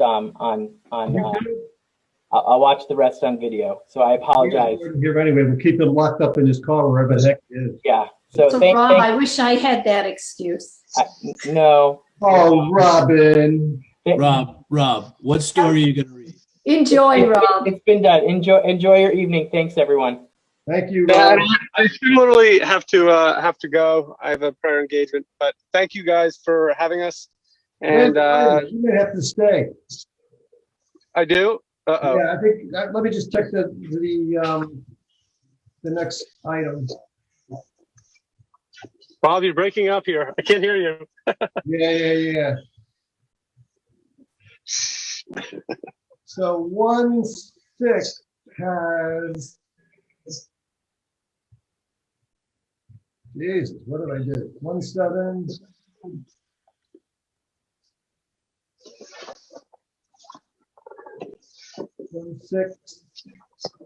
1.6 is discussion outstanding budget warrant article recommendations. One was on free cash, which I believe we covered. One is on the Water Resources Committee, and one is on the operating budget. Did we cover them all? So I'll need, Bob, I'm looking from the board for an official vote on the outstanding items, either this evening or it'll be on your agenda for your next meeting on April 1st. But that'll allow me to finalize everything with the budget, to get it over to the warrant committee for the blue book, and then all of the town meeting materials and the motion. So it's up to the board if you want to discuss and just discuss today, or if you want to discuss and vote tonight, or if you want to do nothing and take it up on the 1st. They give a message. Okay. How are you guys feeling? John, you want to discuss? Robin, you want to discuss? You want to punt? I am comfortable with the recommendation that's been made here. I think if we agree, or maybe just even can give then warrant can vote on it and tell us what their recommendation is. I think we all agree that free cash is used for one-time items, and we've got a lot of really good information from the monitoring wells, and there's an increase in scope that's recommended for us to do. And I think since these budgets fall under the Board of Selectmen, it makes absolute sense for us to put the $44,235 under our budget. I think, this additional work on water just needs to happen. So. Okay. And then with respect to the Board of Health staffing position, it seems as though there's discussions ongoing. Is this correct? Chris, between the Board of Selectmen's office and the Board of Health, and Conversations are ongoing, but the last I heard today was that the Board of Health has not officially voted one way or the other on the part-time position. okay, so then maybe we do have to wait on that one. So let's just ask Kay, when might the Board of Health vote on that issue, Kay? Well, I think Jerry's on too. I don't see Jerry. Oh, So Kay, I mean, the idea, yes. Sorry, I was having trouble unmuting. We're going to take it up again early next week. Okay. so Kay, do you think your committee could take a vote? When's our next meeting? On the 1st? Ours is the first, Robin. Yeah, so do you think, because it would be really helpful to us, we're starting to run out of time. I know. My hope is that we'll take a vote on it on Monday. All right, perfect. Okay. I can't promise that we'll vote on it. Yeah, you have to, Kay, you have to, like, no fingers crossed, you have to promise you're gonna vote on it. That's like. We understand you're one of 3. We understand that. But we appreciate you. But I know this, that I'll get better at this once I master the crystal ball also. That's important. We all will get better at it once we master the crystal ball. All right, so we'll wait for the Board of Health on that one. Sure.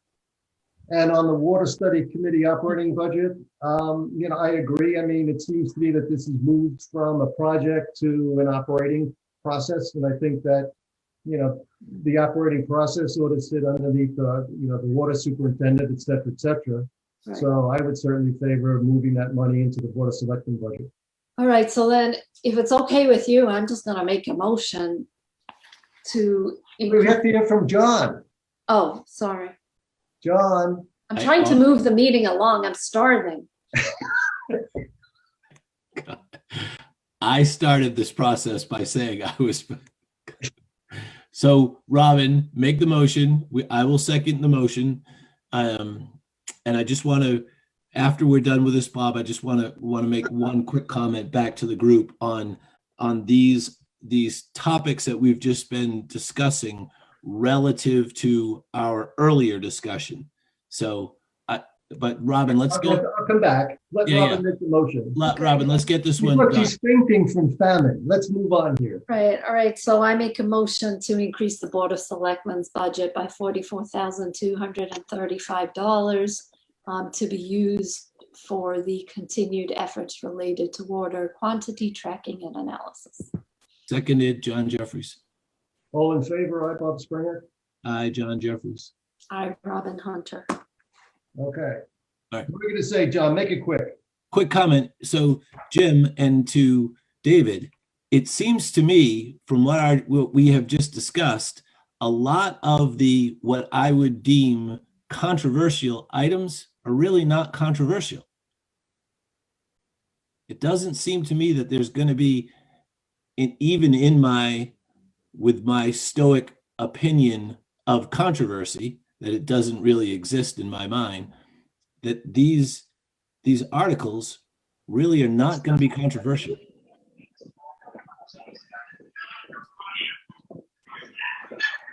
Is that directed to us, John?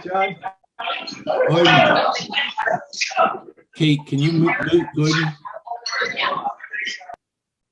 There you go. Is Gordon out for dinner?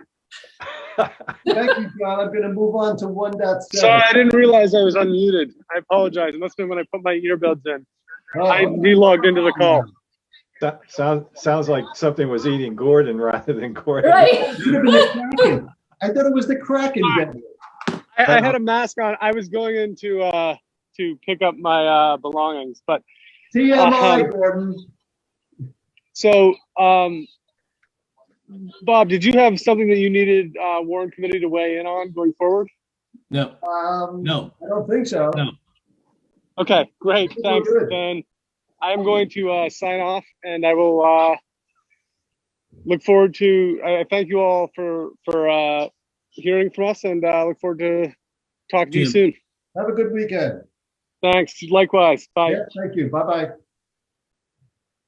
1.7, update on human resources audit recommendations. Kate, thank you for staying up so late.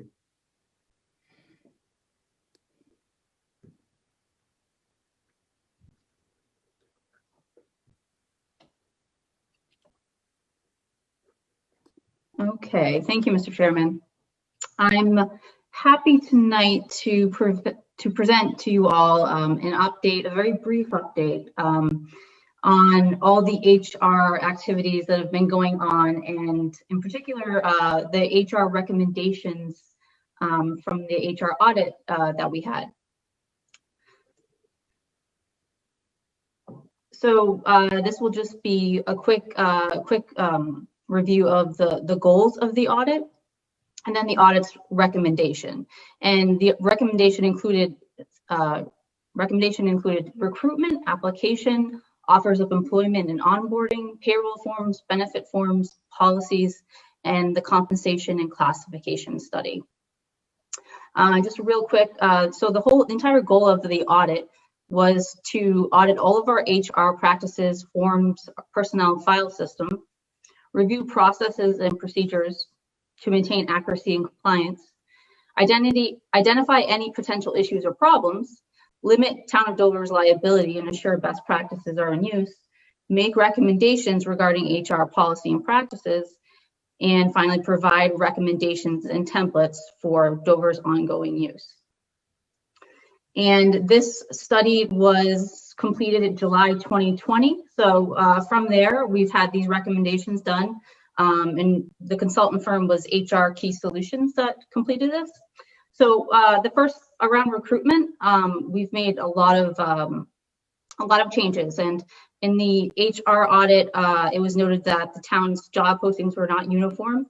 So it did not give a feel of a centralized professional organization for recruitment. And at the time, there was 3 active job postings that were reviewed, and they were found to be unrelated in form, instruction, process, and almost as though they're from different communities. So now, a year later, the process has been centralized. All recruitment is handled by the Selectmen's office. HR director works with department heads in all things recruiting, in all stages of recruitment. The last 4 job postings were successfully done through this new centralized process that we've come up with. And all of this ultimately decreases the liability for the town. And currently, we are developing an official recruitment policy. So we'll have this on paper. Around our applications, offers of employment, and onboarding, a lot of things are online now, which I'm happy to report. So our application is easily available online as a fillable PDF, and it's on our own page that's dedicated to human resources. Under this new system, all resumes are screened by the HR director, which again reduces liability for the town. We have the Town of Dover new hire checklist and HR forms online for potential candidates. And we created a new onboarding checklist, and a first week schedule template was created and was used in the last recruitment of our land use director. And it was something me, Mona, and Dave Sullivan worked on, and he would handle all the IT stuff, and we would handle all the administration stuff.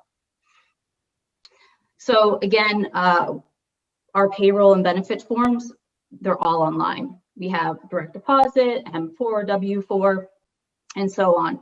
And the advantage to this is 24/7 access, ease of access for job candidates to complete their paperwork in advance, And it's also helpful for current employees who need to make changes to their payroll or health insurance form.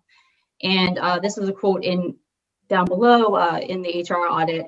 And ultimately, this allows for 24/7 accessibility to job candidates who can fill out and download and find all of the information about the town in making their decision to work for Dover.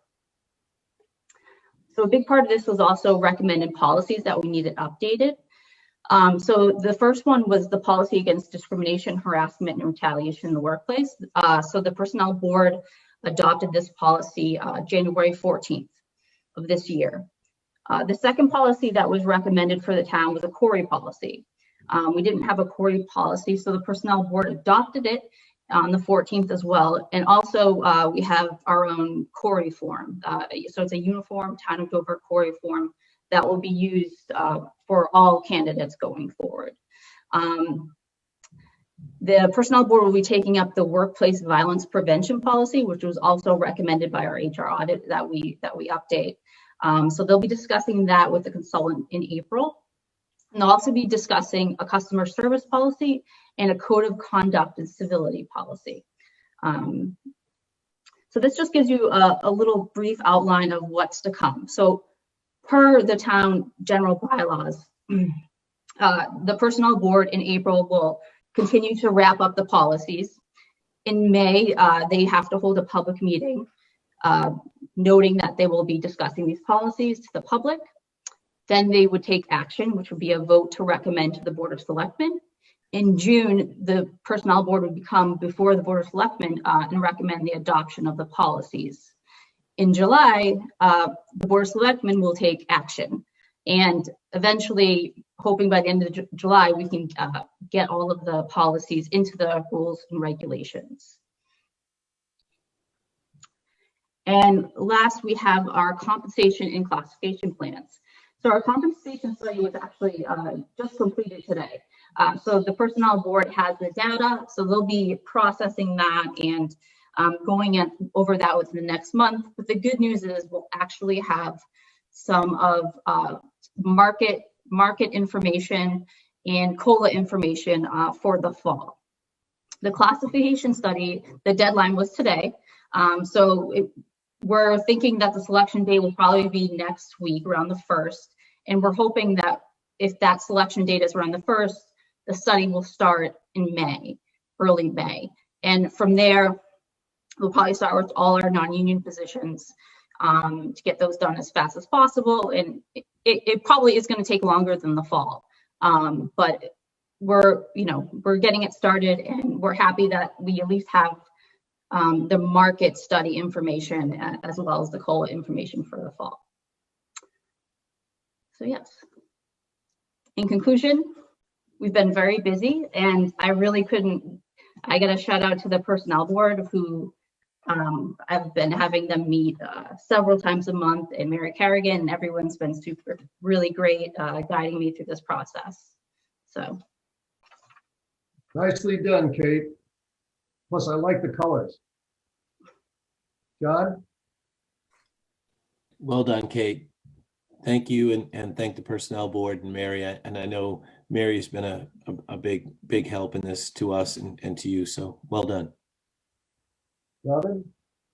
Great presentation. I think that's a win. Thank you very much. It's a win for us too, because we now know Kate knows how to make things look pretty. So Yeah, we know where to send them. That's going to be coming very, very handy as we go forward. Kate, Robin's going to ask you to put pictures of the selectmen up on the website. No, I'm not, John. She is. I have that mask that I used that one time. I can still Kate, she's going to ask. So look at my mask, just in case. Ooh. Does it match? Does it match your outfit? I can't tell. It does, and it says Manchester United on it. Oh, nice. Nice. All right. Thank you again, Kate. So we're going to go to 1.8 Board of Selectmen updates. John. So I had a conversation today, Mr. Chair, with Eric Arnold with regards to Hale, and we discussed, from an urgency standpoint, just to recap, their $40 million goal, $20 million of private funding, $20 million, 10 between Dover, 10 between Westwood. And, they realize, obviously, with COVID, and that their goals have not changed, that their board is voted to sell parcels of land if need be. They do not want to go into the land, down the avenue of selling land, but they will if they have to. And they just wanted to reiterate that they are, from an urgency standpoint, in a very different situation than they were last year, obviously, in the year before. So nothing has changed on their end. Chris, do you have an update with regards to the appraisal for the CR? Nothing major, just that the appraisal's been signed by us and by Westwood. It's in the hands of the appraiser, and now he's just working with the town's land use director, Courtney Starling, to coordinate a time to kick things off with the task force. So that process should start with the group in the next few weeks. I just also will add that I did reconnect with Stephen Sloan, who was the consultant that was hired by Hale. And we had a brainstorming session with regards to opportunities that may exist outside of the regular channels that we have been investigating, particularly the opportunity to reach out to various foundations for grants and for grant considerations, in combination with a lot of the way we've handled open space has handled the pagan land and that conservation restriction that was put on the land and purchased at the top of Pagan Lane. So I will say that we're trying to pursue these matters in along many different fronts, simultaneously not losing sight of the goal that one of the things, Bob, we talked about on Friday is with Warrant. It was 4 years ago, we set up as one of our goals a funding of open space. And one of the things that we have not done because of obvious, all the things we've talked about tonight, controversy and putting things off and having to reduce our agenda and having to limit the number of items that we needed to do in the past. One of our goals has not been met with setting a dollar amount aside to fund open space. So it's an item that is painfully still on our agenda that we really have to address. Couldn't agree more, John. Couldn't agree more. Thank you. Robin? I don't have anything. Okay, so I'll just Everything I had, I've said. I'm All sure right. everybody's sick of hearing it from me. So Carol, I'll do Carol quickly. The architects and the OPM and the committee are still working on site planning. And they're doing they're doing revisions to the new building first drafts that they have presented to the building committee. And they're going to be moving sort of in April to update all costs. So they have a pretty full agenda. I'm going to move on now to item 1.9. I'm assuming there are no comments or questions about the projected agendas. Nope. We're good? Good. Okay. Item 1.9, town administrator updates. Mr. Dwelly? I've got no further updates for the board, but I would just like to use the time to take a moment just to recognize Kate for the great work that she'd put in all year with what she presented this evening. It's she made it seem like it was pretty light and an easy endeavor, but it was quite complicated, quite extensive, and on top of everything else that we've got going on here day to day. So just, great kudos to her to be able to fill in with that role and tick off a lot of the community's goals around internal management modernization, tech modernization, and customer service, which, it hits a lot of key areas of interest for the community. So I just wanted to let her know how much, we certainly appreciate all the work on that front. So I thank you, Chris. I'm guessing the donuts are on you tomorrow then, right? whatever she wants, whatever her favorite donut is. All right. Kudos again, Kate. Thank you. Consent agenda. Me. The following items are included on the consent agenda. Approved license agreement between Dover and Troop 1, Dover Boy Scouts. I might have a question on the rental fee for that. That could come in later. Approved Tetra Tech proposal for Red Robin Pastures, 40B peer review. Approved Davis Square Architects fee proposal for Red Robin Pastures, 40B peer review. Approved use of Chickering trust funds for repair of cemetery fence. Currently a tree fell on it in one of the windstorms. Approved February 25th, 2021 executive session meeting minutes. I move to approve the consent agenda as presented. Seconded, John Jeffries. All in favor? Aye, Bob Springer. Aye, John Jeffries. You're muted. Whoops, I, Robin Hunter. That's because Rio was making a lot of noise. Okay. So without further ado, and only about 20 minutes late, how about I make a motion to adjourn the meeting. Seconded, John Jeffries. All in favor? Aye, Bob Springer. Aye, John Jeffries. I, Robin Hunter. Thank you all the participants tonight. It was a little bit long, but I think it was very productive. And again, just thank you. So with that, we're out of here. Have a great weekend. Stay safe.